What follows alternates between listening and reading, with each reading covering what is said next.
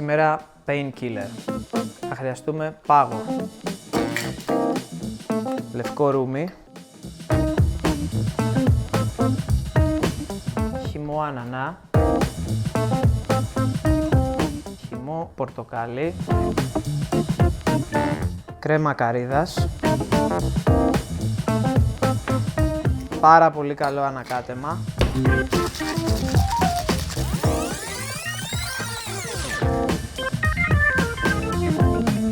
ένα σεξι ποτήρι,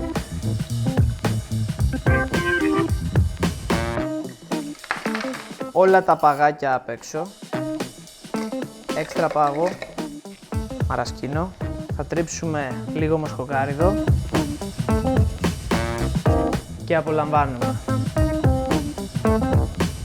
Μην ξεχάσετε το πιο βασικό απ' όλα.